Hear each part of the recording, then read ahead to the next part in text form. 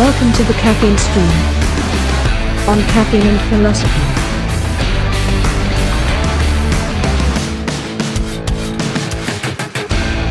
All right. Hello, everyone. Welcome to the Caffeine Stream. My name is CB Robertson, and I have to. This is episode 48, and I have to jump in because I was just having a fantastic conversation already that should have been recorded. We'll see if we can jump back into it. But I'm joined by Josh Tyler. Josh Tyler, can you tell us? We'll try to go back to that really fun conversation we were just having about jiu-jitsu and running and age, but can you tell us a little bit about yourself before we try to Nobody gives a shit about that. Nobody cares. You always end up eating up so much time on these things for like the origin story. And nobody cares. Like, I'm just some fuck. I probably shouldn't listen to me anyway, to be quite honest with you. Like some fucking guy who's competed at fairly high levels of MMA and as might be relevant later, is a husband and a father, which we might get into physicality and relationships and parenting and stuff later, but we will see. Yeah, I mean, I guess the quick overview: professional fighter. I went to school and got a degree in health and physical education, and then ended up just doing very little with that, transitioning into a professional fighting career. Have some kids. We've got 3 now, a little tiny baby boy and a little bit older boy and a daughter. And I've got a company called Savage Gentlemen that we do stuff online and also in person. Now we're doing like events, which is pretty cool. I write some things. I make some videos on occasion, and I'm kind of being facetious when I say don't follow me, but at the same time, like, I don't recommend people follow me because you probably aren't going to get what you want of it. I would prefer most people to just, maybe like look through their fingers and watch the train wreck and maybe learn some lessons. I've done a lot of cool stuff, but I've done a lot of dumb shit too that I don't recommend for people. Like, I'm happy to relay my experience, but that's only so that you don't have to go through the same shenanigans that I have. And so people are like, yeah, man, I want to follow this guy. I want to be like him. And I'm like, man, no, be you. Like, the world doesn't need any more of me. Like, like I said, don't take anything I have to say, for absolute fact. Just watch what I do and maybe learn from some lessons there. But like, that's why I say I'm just some fucking guy. Like, I'm still figuring it out. So don't come to me for answers. I'm only going to hopefully I'll give you the ability to ask better questions. How very Socratic of you to say, I don't know any wisdom here. I just ask questions and try things. The best that kind. Guy was pretty smart. He did all right, I think. He would have denied that. He absolutely would have. Very true. But we were just talking about before, and I stupidly didn't hit record when I should have, but your plan to defeat the world in jiu-jitsu in your 70s. Yes. Yeah, no, we were talking about age. You had, and I guess I probably look a lot older than I am with the beard, but my wife tells me I look like super old and I should trim it back quite a bit, but I'm committed to this thing for now, so we're gonna ride it out. But we were talking about age, and I'm 39, which is only about 10 years older than, or not even 10. You're 32, so the math is hard. 7 years. Not that much older, really. In my opinion. I mean, I look at us. To me, like, that puts us at like peer level. But I said 39, like, oh man, I'm reaching the halfway mark in life, and for most people that is, but I don't know, man. I think I got a good 120, maybe 130 in me, and I was relaying my master plan of the long game here, where it's like, listen, there's a lot of guys that want to get theirs right now, right in this moment. I've got a bunch of buddies that just went and competed at Masters Worlds and BJJ, and there's a part of me that wanted to be a part of that and participate, but I've got a brand new baby boy. Not really in the cards to get the kind of training and travel and compete like that. And that's totally fine, because truthfully, what I'm going to do is I'm going to wait till like I'm maybe 70 years old and everyone is just completely broken and beat down and busted. And then I'm just going to maintain a superior level of health and fitness. I don't even know that I necessarily have to get better at jiu-jitsu. I just need to be able to move. And then I will crush all these old geezers. That's my master plan.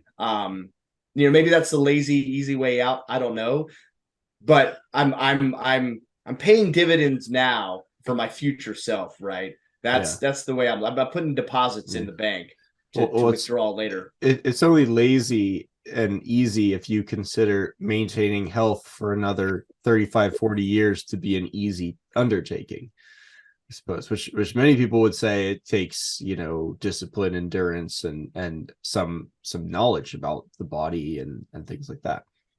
And your plan was, it reminded me, which I brought up before. This will be the last throwback, I think, and then we'll be caught up to that section in Christopher McDougall's wonderful book Born to Run, where he talks about the age distribution of marathons and how, I don't remember the precise numbers, but the average marathon winner age, so the peak performance age, is like 28 or 27 or something like that, or maybe it was even younger, might have been like 26, but then the youngest marathon runners are like 18, 19, and if you plot those two numbers on a graph, you get one half of a bell curve distribution, where 24 is the peak and 18 is on one side.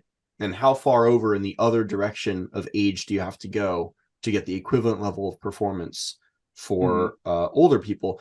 And it turns out you think, well, I don't know, maybe like 35, 40, something like that. And it turns out it's like 70 or 72 or something, like a very, very long tail distribution. And I mean, I can count the number of times I've been to a Brazilian Jiu-Jitsu gym on one hand, or usually trial sessions. Tons of fun. It was just very hard to get into, but it felt to me like an endurance sport in many ways, almost maybe not even endurance, maybe like almost more like chess in some ways. You just need to have some physical fitness to make the moves, right?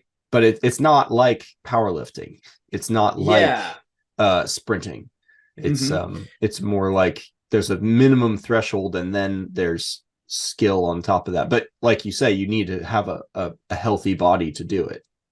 You do, and the factor there, it really is time and experience, and this is the fundamental, or the foundation of endurance is time. It's duration, right? So it's no wonder that in something like an endurance sport, like marathons or ultra marathons, if you take that distribution number for like marathons and you apply that to ultra marathons, it skews even further with age. And I think that is interesting.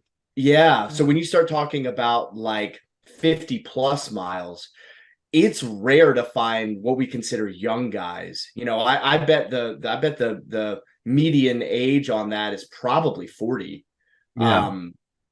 Because I think in order to be successful in something like that, you have to accumulate a long amount, a lot of duration that you can't get at 18 years of age, no matter how, you're not going to have the same practice of endurance. Right? You haven't endured that much at 18 years old, no matter how difficult and strenuous your life may be. There's just no substitute for time.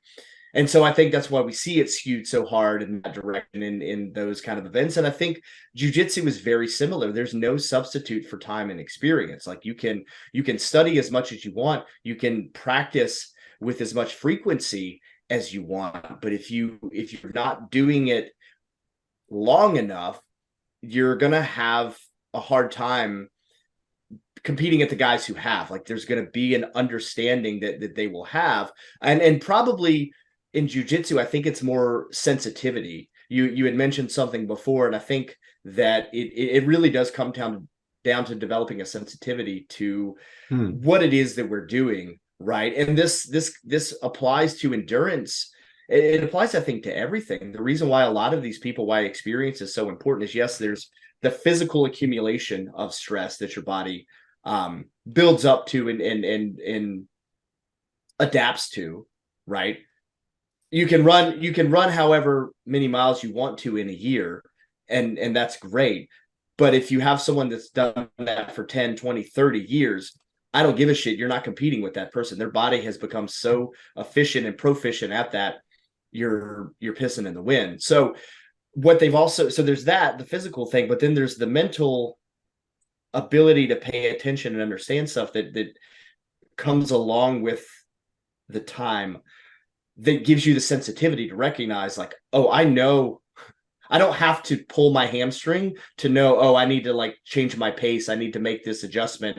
I don't need to wait until I have, a blister the size of a softball in my heel before I take my shoe off and do some adjustment. A very seasoned long distance runner, the second they get a hot spot, they know exactly what's going on, and they're going to sacrifice the 2 minutes to bandage and get that taken care of, as opposed to slowing their pace down by 2 minutes per mile because now they're hobbling because they're bleeding everywhere or whatever. Right. And it's that like there's an 80-20 rule of experience where you can learn a ton of things in theory, but those like those little niche cases come up and differentiate the true expert from the amateur. It was funny because my last conversation I did was with Ben Brower, who was a blacksmith, and we were talking about manual competence. And in the YouTube video version of that, someone commented and asked, is there any book I can read to learn a trade? And I said, I appreciate the desire. I think it's great. Books might be the wrong medium for truly learning a trade. And it's funny because it feels as if we're living in a digital age where supposedly, and we're sort of participating in that here to a degree, but where supposedly the whole world of information is available to us at our fingertips. But then as soon as you run up against someone who has physical experience, the shortcomings of what knowledge is theoretically capable of become a lot more apparent in a lot of ways, in that deep body knowledge you're talking about. Yeah, I think the argument for digital versus physical, it's a matter of quantity over quality, right? Where there is no substitute for an analog experience. So we understand there's so much information available, we assume that, that quantity must be better, right? It's all here. It's right here on this, computer or on my screen, on my phone. And so we, in our minds, think, okay, that is superior. But it's always going to fall short from real world, real life experience. And if we don't have the tools to navigate that, and I think this is the trap with getting sucked into a digital world, it works fine up until a point, and then when it doesn't, it super doesn't. It falls really flat where, oh shit, I have all this theory, I have all this knowledge, and now when the rubber meets the road, I've never put it into practice. I don't know what it feels like. Yes. And again, and so you've never developed, you never acquired the sensitivity to take that knowledge and put it into practice, right? You don't know. I mean, you can study all the mechanic books as you want to and understand how to tear down an engine, but if you don't know what it feels like when a bolt is cross-threaded as you're trying to put it on, you're going to create a lot of problems for yourself, right? This thing said it needs this much torque. Okay. I'm laughing. I'm looking at that is exactly the analogy Ben Brower offered at the end of last episode too. Oh, no kidding. You know what it's like to cross thread a bolt, whereas if someone doesn't, there's a feeling to it that no amount of description and language can convey to someone if they haven't experienced it. But exactly so a lot of times, and this is what experience teaches us. A lot of times we meet resistance in life, and as men, especially in the world of motivational posters and really quick 30-second try hard TikToks and memes out there, we assume that if it's hard, it's good, and we just fucking crank on it, baby. And what you don't realize is that resistance that you're meeting, maybe it is good to push through it, But with experience, we understand that, hey, actually I'm cross-threading this, right? And so instead of David Gogginsing our way through life, when every time we see a wall, we just run through it, maybe take a second, look around and like, oh fuck, there's a door. I could just open it, instead of like just banging my head into this wall because it's hard. But what does that get me, right? I'm not trying to win the cinder block wall headbutting Olympics here. And I think to tie this back to the post that you referenced, where talking about the how we view strength, right? We look at the hard thing. We look at if it is perceived as difficult, it is somehow better. It is somehow superior. But it doesn't take into account, well, is it useful? Is it effective? Right. Mm-hmm. And so a lot of times we get good at something, we get the reward for it, right? You're strong as fuck. Everyone's like, dude, this guy's so huge, he's so strong, and it's like, well, but what can you do? Right. You can squat 500 pounds. That's awesome. Cool. Unless you're a power lifter, that really doesn't translate to anything. I don't need someone on my team to like be able to lift that. At a certain point, lifting weight becomes superfluous because I'll just go get a freaking skid steer if I need to move it. Right? Like the difference in humans, the difference between being able to lift 100 pounds is, 100-pound difference in lift of what you can lift on a bar is like pretty impressive. Holy shit, that guy's really strong, right? But in a real world application, there's very little things where that 100 pounds is going to make a difference. It's very binary. It's pass fail. Either I can pick this thing up and move it myself, or it's so ungodly heavy that I'm not going to fuck with it. I'm going to get a machine and I'm going to pursue an alternate route. And so we get fixated because, it is good to work out. It is good to be strong, but at a certain point, it becomes very masturbatory, and we just keep circle jerking this, this thing. And guys get away with it, I think, for fitness. And I'm not sure why we look at people and they just like spend all the time in the gym and they're like, yeah, good for you, man. You're so disciplined. But if a guy, I don't know, is playing video games all the time. Now he could be like super good at video. He could be one of the best in the world at Call of Duty. You have to be very disciplined to get very good. Those guys will practice, creep blocking. Oh yeah, but we'll shit on that guy. We'll shit on that guy for spending, 6 hours a day or 8 hours a day, whatever, on his computer playing games. But we applaud the guy who spends 6 to 8 hours in the gym just getting jacked. There's that virtue of discernment at work, maybe. Yeah, to me, they're the same person. You're the same guy, and I don't care. Be into what you're into, right? But just recognize, like, you're not superior because you have a better bench than the guy who's playing video games. Pursue whatever you want to pursue. Like I said, I'm not trying to poo-poo on whatever people are into, but I think it's important to like take a second and really look at the utility of what we're doing, and understand, like, hey, and how much juice is worth the squeeze? Why am I getting so huge? What am I going to do with this? And I think as men, if there's no utility, it's kind of just a Vanity Fair type. There was a book that was recommended to me. I never wound up reading it, but I got some of the ideas about it from a friend, called Becoming a Supple Leopard by I want to say Dr. Kelly Starrett. Yep, Kelly Starrett. And my understanding of the whole theme of the book is that strength and your body's capability is not just about muscular hypertrophy. It's actually a skill. It's a bodily skill, like other skills in many ways. And I think that perhaps that's the confusion people get to, that strength is how big are my muscles, how much weight can I pull.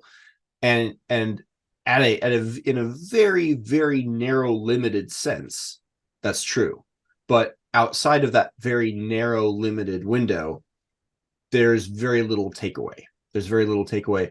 And in fact, the real strength that you're talking about in the world that is not just applicable in one context, but in many contexts, is something that's acquired more by perhaps experience than just by doing the exact same three movements over and over again. Yeah, I mean, I think, we have come to mistake moving a weight as the only definition of strength. How much do you bench or squat or deadlift or whatever, when really weight on a barbell is an abstraction, yes, of strength, right? It is a tool to develop it, certainly, and it is useful to a certain extent, but it's not the end all be all, because I'll put this to you: who is stronger, the guy who can, I don't know, let's say he can bench press 800 pounds. that's right? a lot. It's a lot. That guy is strong. But he can't actually functionally lift his arms over his shoulder, like up above his head. Mm. Or a guy who can deadlift, 1,000 pounds, right? But he, because of the training and the nature of the stress that he's putting on his body, he throws his back out tying his shoes. Right. That guy's weak. That you're not strong anymore. Like, yeah. Boom. All that strength means fuck all. Right? You're the strength trade-off there gives up so much physical excellence in other domains that, like, only by a completely tunnel vision focus on this one metric could you justify that. But we tend to project a very holistic, all-encompassing strength to guys that can move a ton of weight. Mm-hmm. And this isn't just me being a little guy beating up on the big monstrosities of the world, right? I mean, I have been what most would consider strong. I spent probably far too much of my fighting career focusing on strength, and so now I am realizing that, man, and this was kind of the thesis of my point, is I was really missing the mark. I had become so attached to this idea of strength and numbers, right? And numerical strength, and that being the only metric to define it, that I started completely overlooking the utility of what I was doing at the detriment of the sport that I was trying to actually get good at. And Bruce Lee go through something similar? Where didn't Bruce Lee go through a phase of intense bodybuilding and physical training, and he put on weight? He went up from 135 to 160, 165, 170. Mm-hmm. But then the whole point of impact fighting is right. Power, and power is not just weight. It's weight times speed. It's a derivative of speed and acceleration, right? And he says if I recall correctly, he realized he was losing speed in his weight training, and he said this is not worth it. And so he basically dropped back on his weight training and came back down to 140 or whatever he was before. And so I think, what we can miss the mark is we find something and we do it, and there's some reward, right? Like, man, it is very beneficial to be stronger, right? Mm-hmm. And so, okay, cool, that's a positive feedback loop. And what happens is we just get stuck in it, and we never get out of it, and don't realize that we have exhausted the utility of this thing, and we just keep coming back to the same, perpetual loop, right? You go into diminishing returns, and then eventually even negative returns. Because you're so focused on that one metric. This is the point that I was trying to make with strength, is often when you see guys that are so attached to these movement patterns and moving weight as the only metric of strength, that they become very rigid, or that they are very rigid, right? Both physically and mentally. You take a guy who has made their living off of training people to move a barbell, and you will never convince them that the barbell is not the supreme end all be all metric for people getting stronger, and I'll reference a guy like Mark Ripito, for example. I was gonna not say it, but no, I don't give a shit. What's he gonna do? Beat me Mark up? Ripito. I like Mark Ripito. I've met him in person. We've had conversations. I mean, he's a big, strong guy. He has done a ton for training guys to get bigger and stronger. And I can't take away from that. That guy has squatted more than I'll ever touch in my entire life, and good for him in doing that. But you'll never convince him that the squat is not the king of all exercises.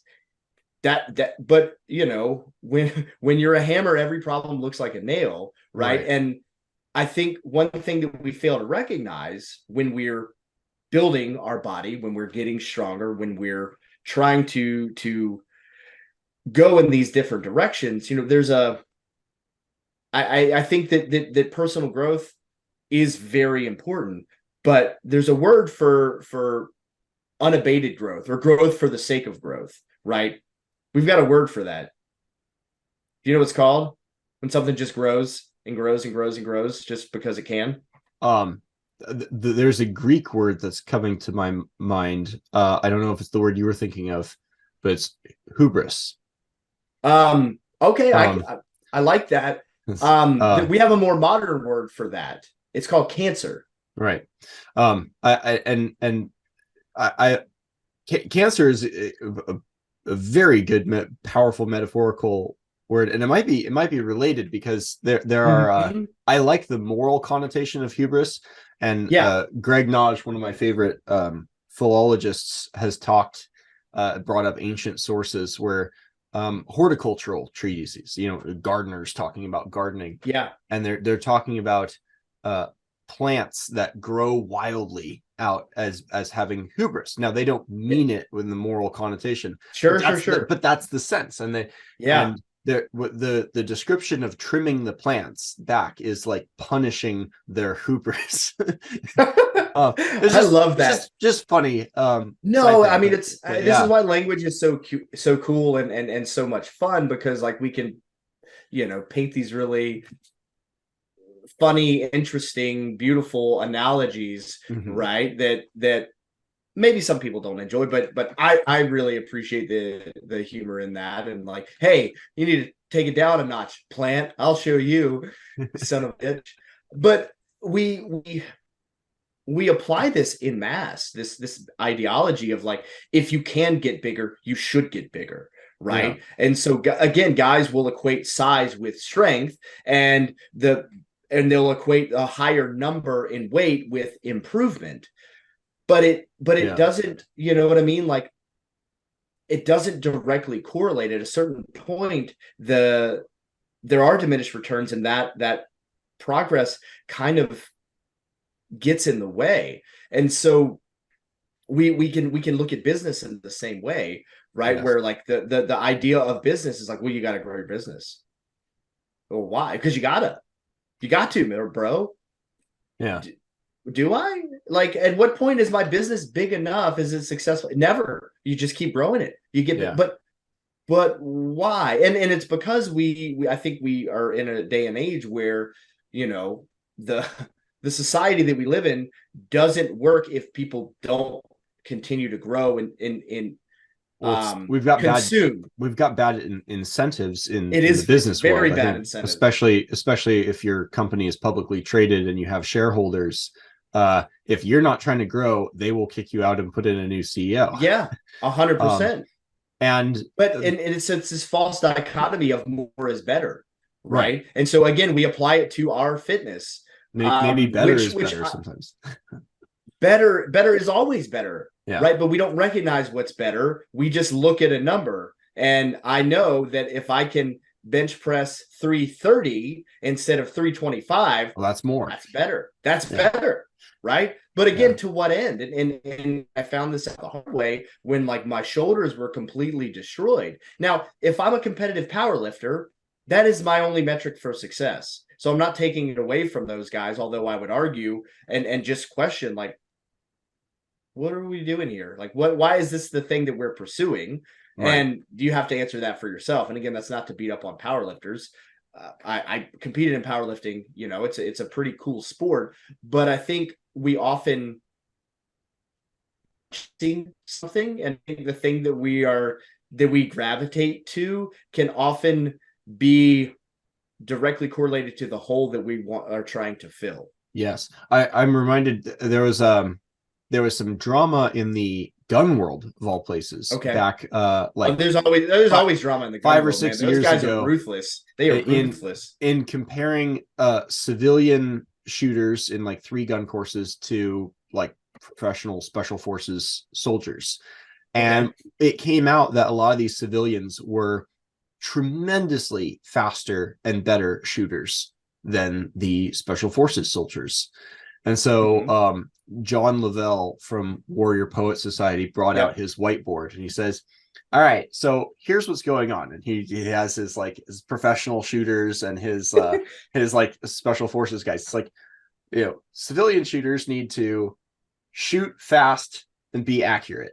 2 things really well. And then he flips the whiteboard over and he's like, now special forces soldiers need to shoot fast, be accurate, land nav, you know, medical. Then he goes down this whole list about like all these skills that they have to do, not at a world-class level, but at a really high professional level. And then there was the sidebars, like you have to be able to, you know, date your stripper, deal with the divorce, 20% sure Dodge Charger, all these other skills that these special forces guys need to do. And if you get caught up just in the metrics of speed and accuracy, which are important and they're a good way to train to a certain level, but if you only obsess over those couple things, you'll miss the broad scope of what it is these soldiers are trying to accomplish with these 2 skills. And conversely, you can get caught up in like, you can take it to another meta level of like, all right, why am I trying to become an excellent soldier? And it all comes back to like living a good life, I would argue.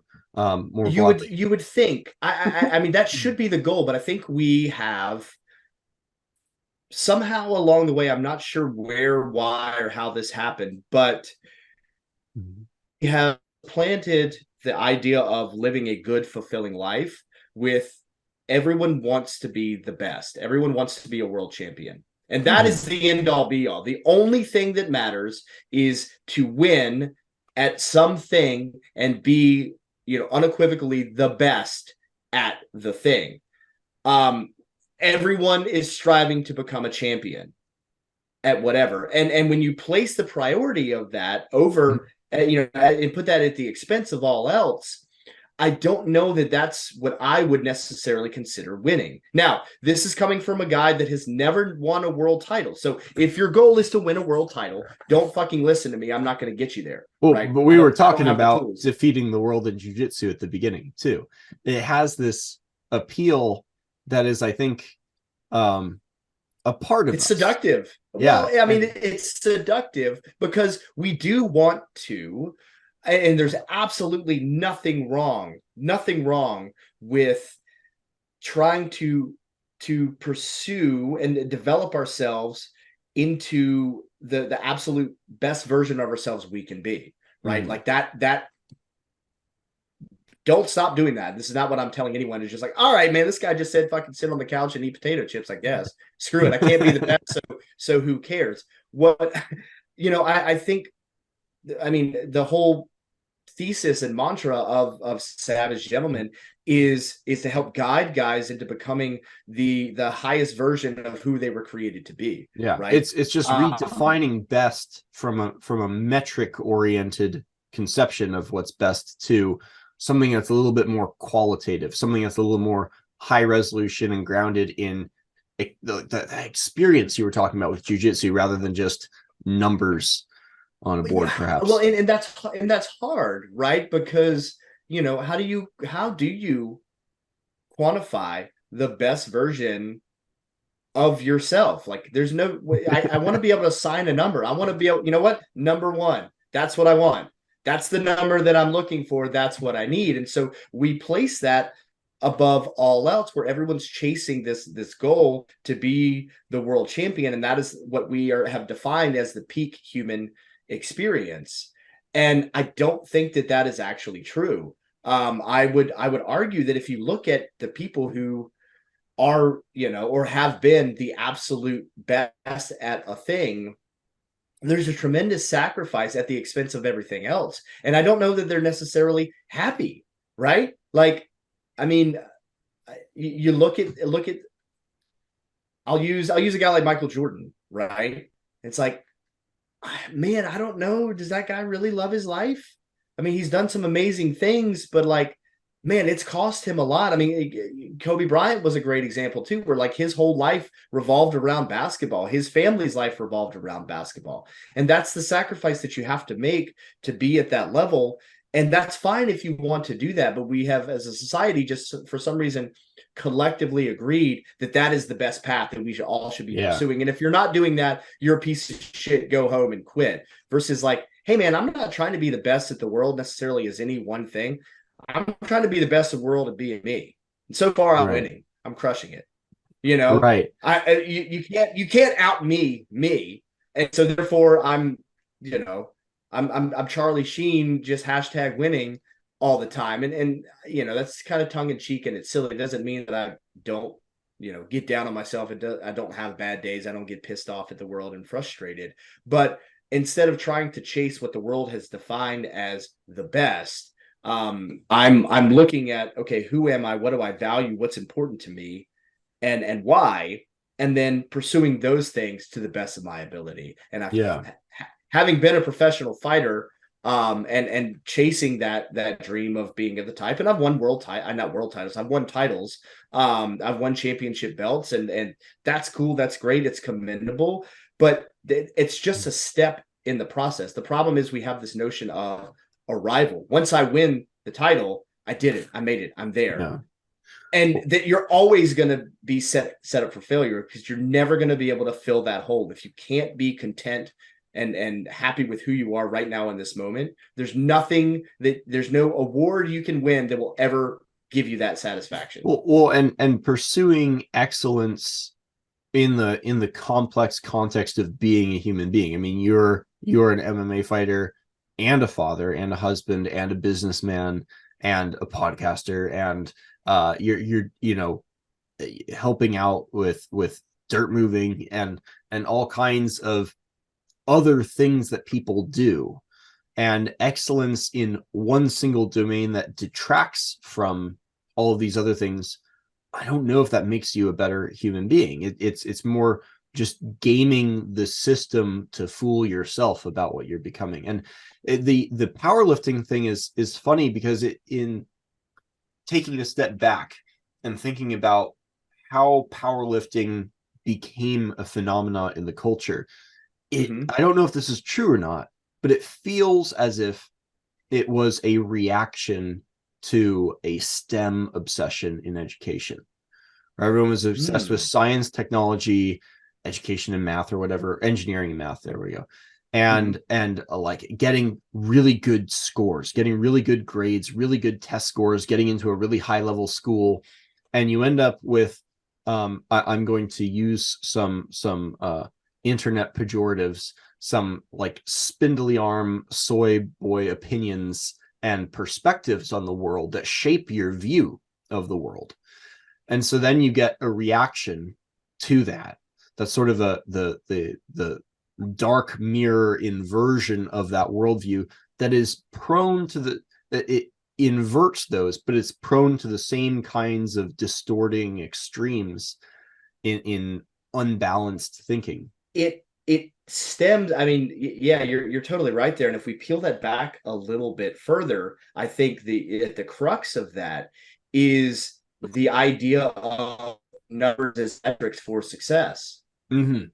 You're doing the same thing, but instead of scores, you're measuring weight, on a bar, and that is your measure of success, right? So you're the same person. It comes from the same mentality where the only thing that matters is a number. And this is what we have kind of just, again, accepted as a society, as whether that's your test scores, whether that's your bank account, it's purely zeros and ones. It's all data based. And I'm not, again, I'm not shitting on the scientific method. I'm not saying that we shouldn't have technology or anything else like that, but it's missing a very basic and fundamental human element, which is the feeling. And this was the point that I was trying to stress with the post that I made about the lift that I was doing, where it's like, I don't care about the number that's on the bar, and the number on the bar has very little to do, in my mind,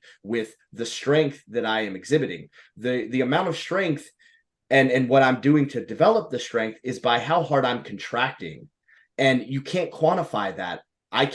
You can't look at me and see how much am I engaging, by what percentage, but how many newtons of force am I generating, with my deltoid. Fuck. I mean, I guess with enough science, you might be able to figure that out, but it's not very convenient, right? No. And I mean, two examples come to my mind. First of all, I haven't used a barbell with any kind of regularity in 3 years now. I've been not exclusively, but almost completely using natural stones that I pick up on the side of the road and so forth. And it's funny because I just added a couple more several months ago, and I have a 71 pounder, a 126 pounder, 140 pounder, and 180 pounder. And I swear to God, the 140 pounder feels heavier than the 180 pounder on a few lifts. Something about the shape and the feel of it is very different. And at work, one of our apprentices in our company is a competitive bodybuilder. He goes to competitions and stuff. He's doing the more for show thing, but is also very strong. And at one point we were doing a particularly difficult wire pull for a generator, and it got caught, and he was pulling on it and just could not get it to budge. And our foreman at the time, who is he's very unassuming.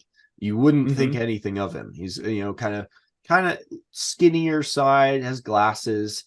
You would never know that he was a former Army or Marine recon sniper.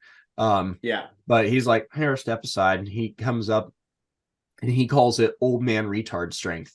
And he just rips it up out of the ground. And he by metrics, there's no way he was stronger than the apprentice, by metrics. But what he was able to do in getting the wire up out of the ground was generate a lot more, literally in this case, work. And that should be the driving function of any kind of exercise that we're doing. It is to somehow improve our capacity and our ability, right? In a overarching sense, not just for one specific or three specific movements necessarily. But I think, going back a little bit, you're talking about the different stones that you have, which I'm assuming you put on a scale at some point to know and to be able to quantify how much each of them was. And my question to you is why does it matter? What does it matter how much the stone weighs? I was still very much in that mindset. I mean, and this isn't to we all do this. I'm guilty of the same thing. I want to know how much did I do? Right. And I don't know where this stems from, right? Why we can't be satisfied with the outcome unless we can definitively quantify it to the finest detail, right? And I think it's something endemic to just human nature of wanting to create hierarchy. I want to be able to no, this stone is this big, this one is that one, and this one is here, and I want to know the degree of difference between them. Right. But I don't know if that's a curiosity. You could create a hierarchy of stone difficulty without knowing the numbers. If you had natural stones, you could have three different stones of identical weight, they all weigh exactly 146 pounds or whatever it is. And Sure. because of differences in shape and density, maybe one is way less dense, so it's bigger and therefore less ergonomic and trickier. That might be harder to lift than an equivalent stone that is denser and therefore smaller and easier to lift. Like you can get weird relationships like that, and you could create a hierarchy of experience that would probably be unique to you. Maybe someone else would have a different. Sure. Well, and this comes back to the idea of how are we training, or how are we, working out with our bodies, and instead of, again, just a arbitrary number on a hunk of steel, what we are really trying to do is create a stimulus, right, that my body will respond to. But we have drawn a false, correlation or causation of, if the X amount of weight equals, X amount of change that will occur in my body, right? But this idea of hierarchy, we see it everywhere, where we want to, exactly define and quantify things, and you see it in jiu-jitsu too, with the belt system, right? You have white belt, blue belt, purple belt, brown belt, black belt, and I question how useful is that, because it gives us some, I don't know, preconceived notions that I don't know that are necessarily helpful. And, maybe I can say this now because I am a black belt. And like, oh, belts don't matter. It's bullshit, right? But if you asked me when I was a purple belt or a brown belt, I was like, oh, being a black belt is super cool. Like, we need belts. Like, everyone needs to know how badass I am. But if you take that and you look at something like wrestling, or even MMA, there's no belts. You know how you find out if someone's better than you? You don't have to look at what they're wearing. You wrestle them. You wrestle them. Like, oh shit, that guy's good. Like it becomes very binary and almost black and white, where it's like, yep, no, he's good. Or like, oh no, I'm better than him. Or man, we're pretty close. It's anybody's guess. So maybe that's not binary. Maybe that's a 3-part system there. But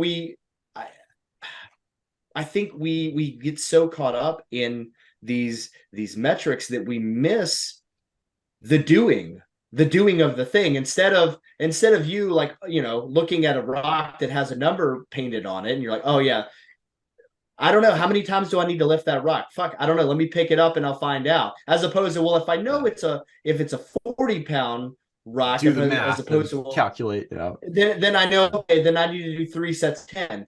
But if it's a 160-pound rock, then I need to do 5 sets of 1. Your body doesn't fucking compute that math, right? Your body just knows the resistance. It knows how much you're contracting. It knows how much force you're exerting. And I would argue that if the only way you can exert force is if there's an external stimulus, you were again also missing the mark. I think in a perfect world, and this is theoretical, so you take this for whatever, and there could be some exercise phys people that are going to beat me up here, but I see no reason why I couldn't contract my quads at the same rate. If I had the intelligence and the experience and sensitivity to do it, why could I not contract my quads at the same rate with or without the barbell on my back pushing down on me? See, the problem is, this is the argument against something like powerlifting and getting attached to a barbell, is like, you have to have something pushing on you in order to push back. And so now you are dependent, you are lacking the freedom to do whatever you want. You can't express your strength unless something is pushing against you. For me, I would rather be able to show my strength independent of anything out there. I wonder. I mean, I think what you're describing is I think what you're describing is a very common sentiment among people on the other side of great experience and achievement.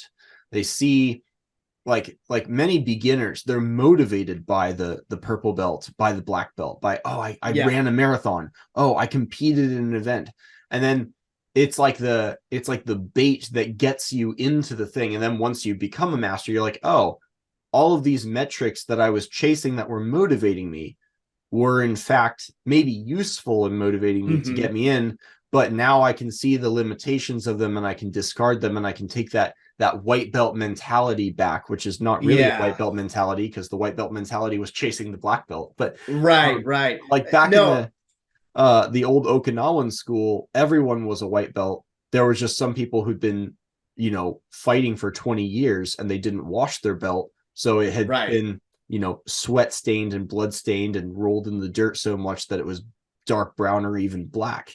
And other people could say, oh, that guy's been doing this for 25 years. He's really skillful. Yeah. But then that became like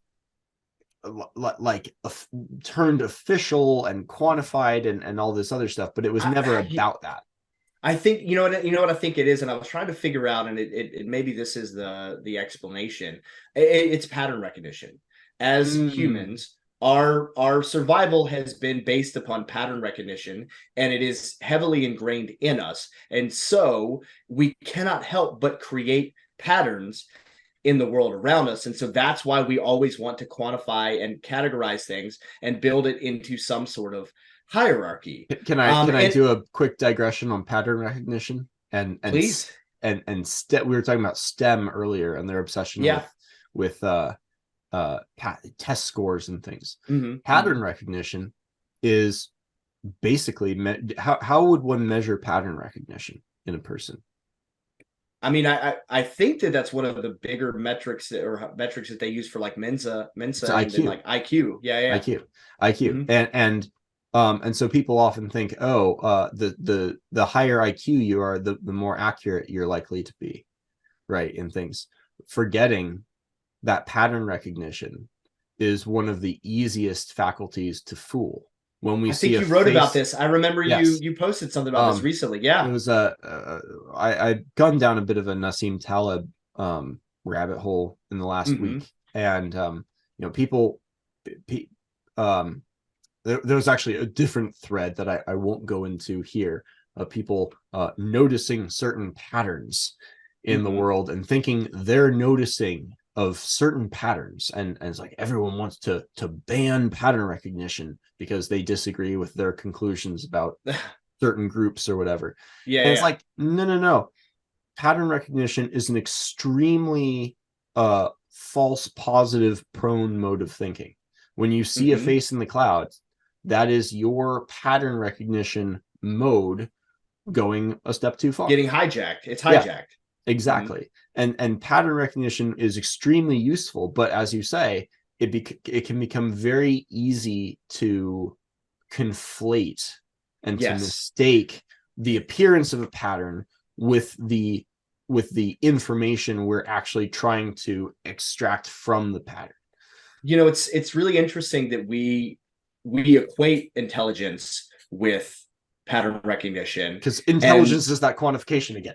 It is, and also that pattern recognition is the inherent flaw with artificial intelligence. It is the problem with AI, is because you can so easily trick it, and so there's almost a notion of being too smart for your own good, or too quantifiably intelligent for your own good, where now, you know, the people who I think are most successful and are truly exhibiting intelligence have a creative element, so that they can make their own pattern as opposed to recognizing patterns that existed, right? And so this is the fundamental difference between AI and humans, is like, okay, that system is reliant solely on the input that it is given. It cannot generate anything new on its own. Hold on, I'm gonna have to pull an audible here. That's okay. Stand by. And I will say that that's probably only true, your distinction between AI and humans, insofar as humans aren't imitating AI in their own thinking patterns and quantifying and doing pattern recognition, which humans have been known to do from time to time. Yeah. So going back to this idea of creating structure, creating hierarchy, patterns, and wanting to recognize that and apply that everywhere. I think you're absolutely right. Going back to the point you made about, the masters in a thing being able to extend all the stuff to begin with. I think, yeah, the pattern recognition is important, and we do need that structure to get there.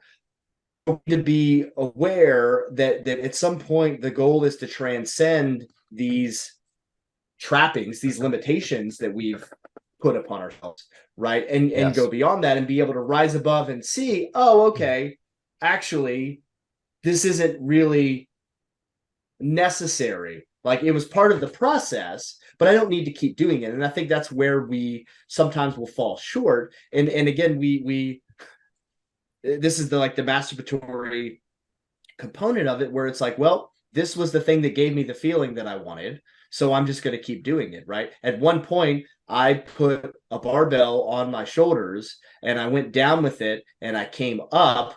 I was like, I feel that felt strong. And then I had someone else like, dude, look how much weight you had. That was pretty strong. And so now I, boom, signal sent. Great. More of that. Oh, I want to feel strong. Okay, cool. Let me do the thing.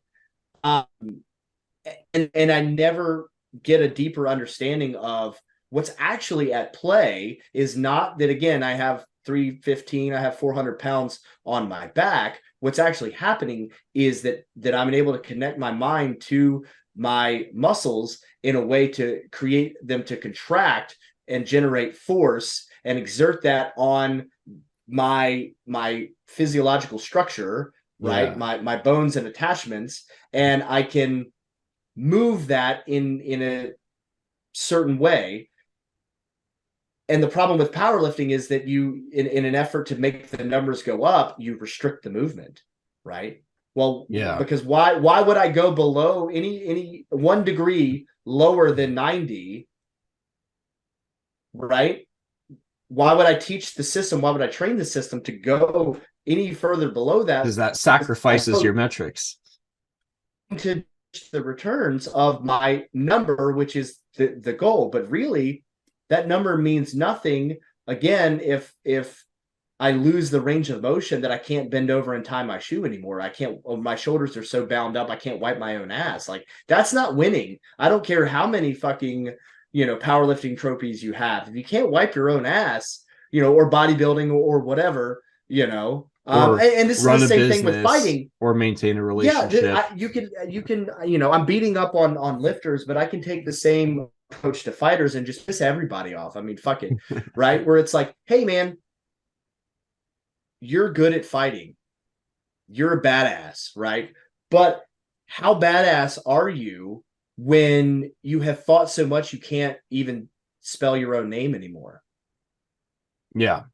And right? let me take a moment to take this attitude against philosophy as well, while we're talking about physicality. Just give it to everybody. Yeah, there's the people who take offenders. Physicality in too solipsistic of a mode, and then there are people who omit it outright. And I mean, the whole notion of philosophy is supposed to be, the love of wisdom. That's literally its meaning. But there are people, especially in the academic world, who take it to such an extreme that they omit the physical world completely. And sometimes this takes philosophical form, like Neoplatonists who think the world of mind is significantly more real than the physical world. And you end up with these, spindly armed academics who spend literally their entire lives in libraries, sitting down, writing, rather than saying, okay, I'm trying to ask questions, but I'm going to ask questions about things in order to live a better life, not in order to get my doctoral thesis accepted and widely recognized by other spindly armed academics. And here's the point in your post that in looking back, I keep going back to it and be like, what an excellent dovetail between physicality and philosophy is the idea that how we move is an expression of how we think, and often vice versa.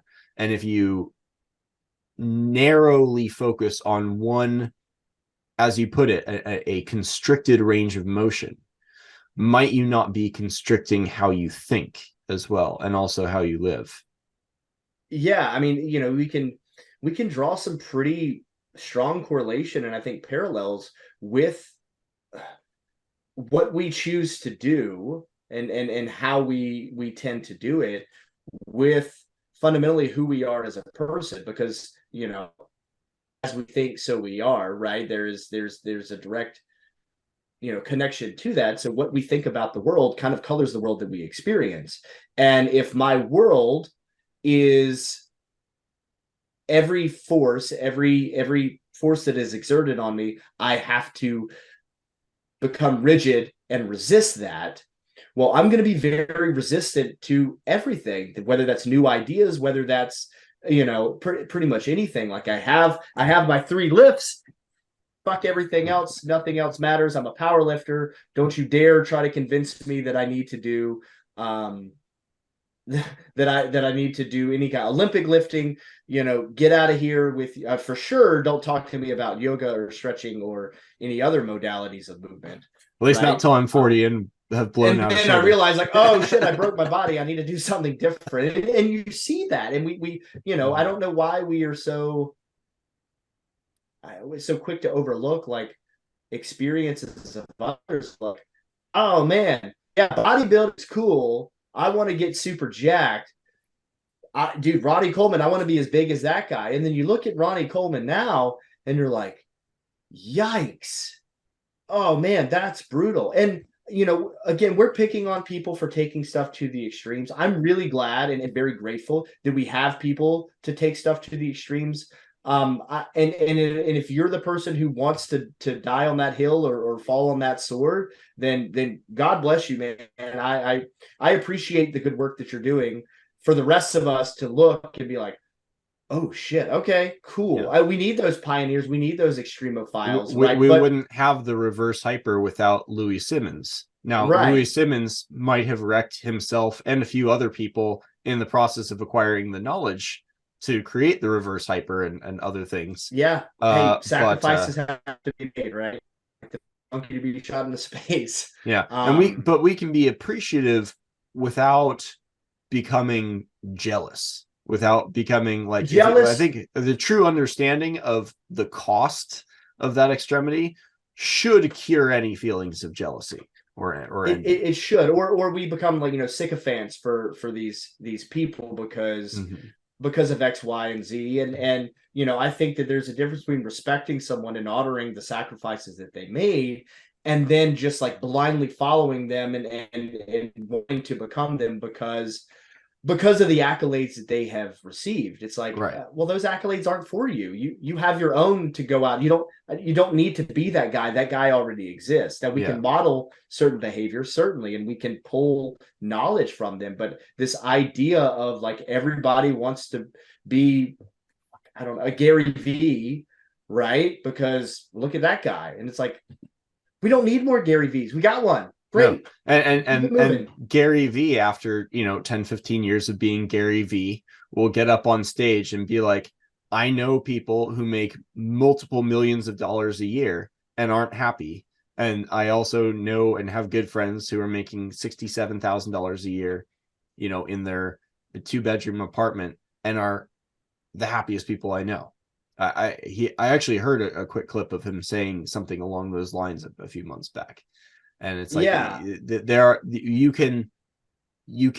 if you understand both the benefits, but also the costs of that kind of extremity, I feel like it, to your point about mobility and flexibility, it frees us to be able to appreciate and even learn from these people without idealizing the dimension of the extremity and the mistaking of those quantitatives for desirability in our own lives.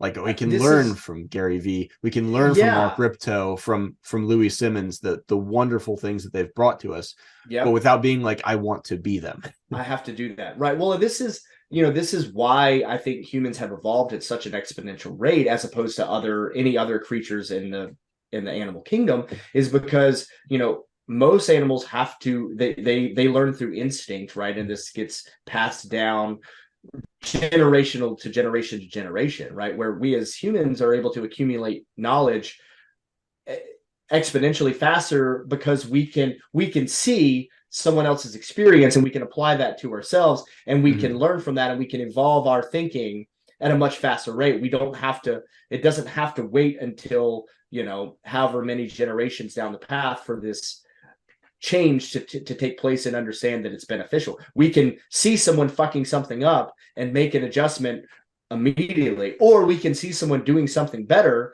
and immediately apply that to our lives. Yes. We don't have to wait for, mutation, natural selection, or whatever you want to believe in to take its course. And I think that that's really advantageous. Going back to the idea of flexibility, we're beating up on strong people, right, and being too rigid, but you can go the other direction, and it's beat just up on as STEM people and philosophers and or people who are too business flexible, people, right?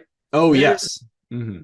I like again, I don't want to place anything, say that, well, okay, so everyone just needs to be a hypermobile, Gumby contortionist, right? Because if you look at the characteristics of those people and how they live their lives, they're generally very fluid. They don't stick to anything, right? They're very transient, and there is some utility in having some rigidity where it's like, hey, I can stand my fucking ground, right? Versus you have someone who is physically very flexible.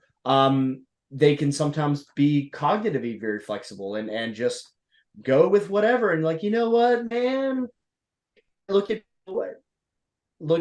people who are like super flexible yogis, and they're just like, bro, I go with the flow, and I don't. And there's a strange correlation there, yeah. Right, and there is a utility to that up until a certain point, and then it gets to be too much. And it's the same with strength, where it's like, yeah, man, a blade of grass that just flops over, right, is easily going to get stomped into the ground, right? And a tree that's far too rigid is going to get snapped when the wind blows too hard, right? So ideally, there's something in between that has enough flexibility that the wind is not going to break it, but enough rigidity that it's not going to get trampled underfoot. And that, is for each person to kind of figure out where they want to be on that sliding scale. But I think most of us tend to find some success in one direction, the other, and we explore it to the extreme often. There are a number of different styles of karate within the karate world. But my favorite style, and this was my opinion, even when I was growing up doing Shudokan karate, which is a fairly popular one, second only to Shotokan. But my favorite, because we learned a couple forms from this style, is called Goju karate. And it's a more native Okinawan form. And its creator actually didn't come up with a name for it for the first 20 years he was teaching it. And until someone finally asked him, like, what is this style called? What is your style called? And he's like, it's just fighting. It's just fighting. It doesn't have a name. He's like, no, what's the name of it called? And he's like, a hard soft. And hard soft literally translated is Golju. And it's not kind of hard and kind of soft. It's a transition from complete rigidity to complete flexibility very quickly using breathing. And you get these very strange, interesting breathing emphatic forms, especially at the higher levels. But I mean, yeah, it's complete relaxed, and then on the moment of impact, tighten your whole body. And it's that transition, and it's the both and that I think is very common in the philosophy of martial arts more broadly, but perhaps to living as well. Well, and if you'll allow me to be a bit self-indulgent here, I'm a big fan of dichotomy and also paradox, and hence the savage gentleman, right? idea that I He's savage and gentle. yeah, I mean the capacity to be both, right? And I think the sweet spot is having both. And of course, Jordan Peterson is famously quoted for talking about, you know, um, being a monster, but having the ability to control it, right? I mean, and I think it is important that we have both, and it's this idea of being more well-rounded as opposed to just specialization above all else, right? If we're looking at that bell curve, right, yeah, we need both outliers. You're always going to have the outliers, right? The problem is everyone is chasing the outliers as though that is the pinnacle, right? Yeah. But if you look at that bell curve, the peak actually is in the middle, right? And so this isn't me trying to champion mediocrity. I'm not saying that, right? No. But people are chasing this notion of like, hey, I have to live in these extremes or else what am I doing? When I'm saying is like, man, you're gonna get way higher if you're more balanced, right? And are closer to that middle. It comes back to like the quantitative metrics versus our experience of things. And if we think of things in terms of experience rather than numbers, let's take beauty, for example. Beauty is an experience by definition. What is the most extremely beautiful person? They're dead in the middle. They are the exact mean. Interesting. They're the exact mean. Huh. It's basically just an average, and it's any kind of extremity as a general rule will actually detract from that experience of beauty. Well, and I mean this. I'm playing a little fast and loose. There's a little bit more to it than that, but as a general rule, beautiful faces are defined by symmetry, right? and proportionality, and proportionality is just average, essentially. Is that yeah? Well, and what what you're speaking to here is the kind of the notion of what we would consider balance, right, or equilibrium. In that you're not leaning so far one way or the other that everything starts to slide and shift, all in one direction. If we're looking at a scale, old school scales, not digital scales, but analog type things here, you can see those start to get off kilter when we stack one side heavier than the other. And the idea of being perfectly balanced, I think, denotes being that. I think balance is more dynamic than that. So I like the idea of equilibrium because it's a little bit more fluid, as opposed to like, well, if something was perfectly balanced, it's not moving. It's static. Yes. I think as humans, if that were the case, we'd live a very boring life. My daughter, very wise for 8 years old, she asked me a pretty heavy question. She's like, if God can do anything, if he's all powerful, right, and he's all knowing and he's all loving, then why are there any bad things in the world at all? Couldn't he just discovering the problem of evil? Yeah, like couldn't he just snap his fingers?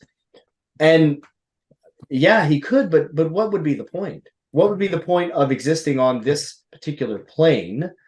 If and this bleeds into a lot of philosophical issues. I think it's the problem of chasing utopia, right? Utopia, if it was perfect, we would hate it.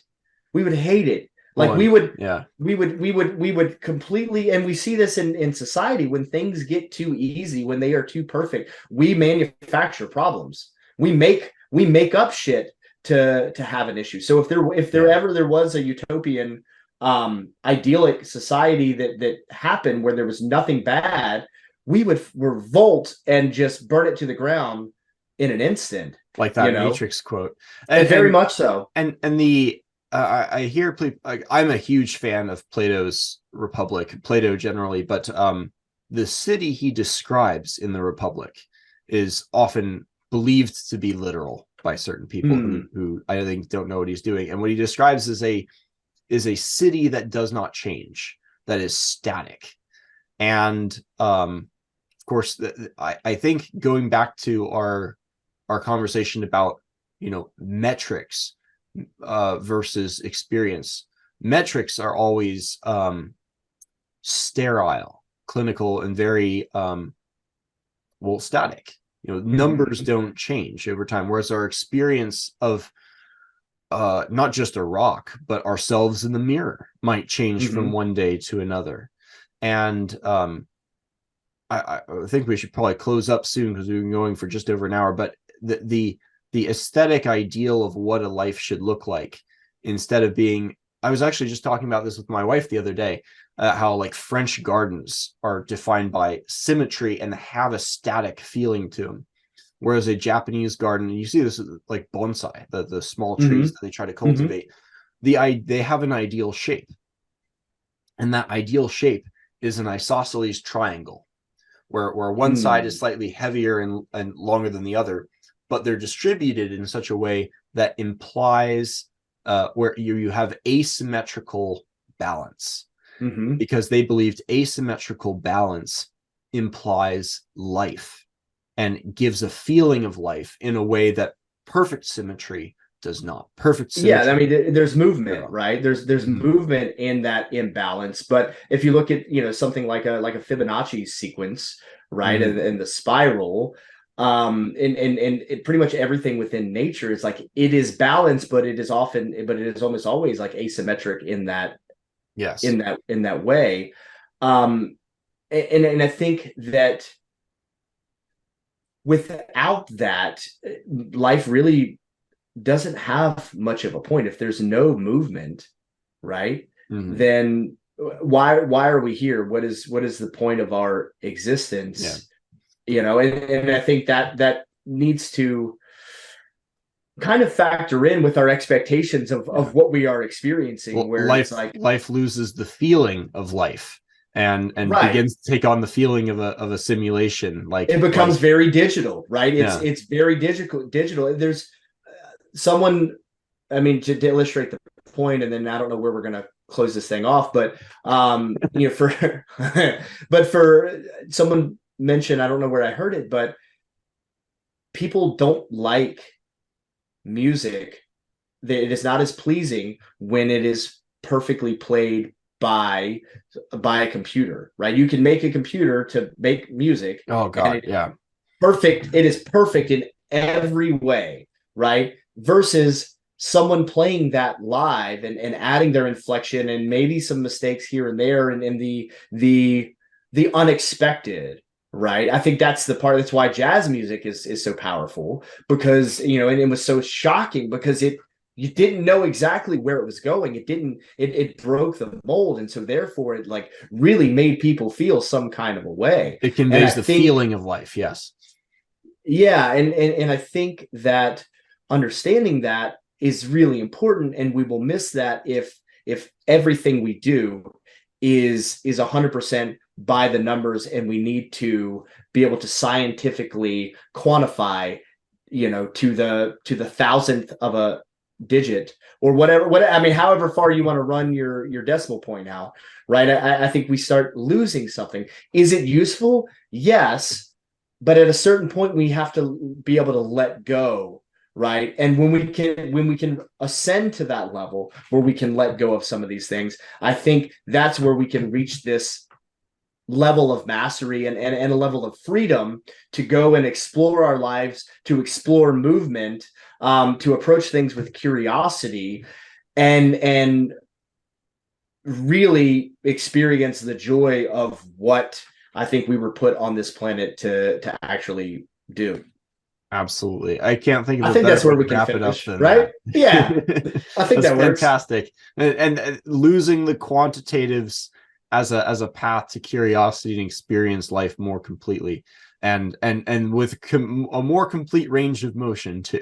Yeah, and again, understanding that's a process. Yes, look, I'm not saying just throw out numbers, right? You got to start somewhere. That's great, but understand, for maybe the younger guys that are pursuing something here, like, hey, it's okay that you're that you care about how much you squat right now. Understand and just pay attention and be ready for the point where that is no longer serving you. And Right. when it no longer serves you, let it go. Exactly. Josh, thanks so much for coming on and chatting. Where can I usually forget to do this with people, with guests, and I should, and it makes me a bad host. Where can people go to find more of your presence and your Oh gosh, on these matters? I don't know if they want any more after this, but if you're a glutton for punishment, and you want to read some and hear some more pretentious thoughts and ramblings, you can find me at Josh Tyler MMA. That's my personal Instagram and Facebook stuff. And then the company is savagegentleman.com, Savage Gentle Man, singular with an A. Savage Gentleman Official is the Instagram for that. We've got the League of Savage Gentlemen, which is a Facebook group where we have some pretty interesting conversations, and a lot of guys have gotten some really good advice. Not necessarily just from me, but we've got like 22,000 guys in there that are very knowledgeable and willing to help guide and get advice and ask questions. And it's a pretty cool, little community we've got there. So that's the League of Savage Gentlemen. 22,000. Pretty cool little community. It's, we literally just talked about not getting hung up on numbers. So but yeah, I mean, feel free, reach out, send me a DM, tell me I'm full of shit, please. If there's some flaws in my thinking or what I've said here, I'd love to hear about it. And we can have some civil or uncivil discourse depending on how fired up you are about it. Gentlemanly discourse or savage discourse. Or whichever one, man. I'm here for all of it. Absolutely. Josh, thanks so much. Yep.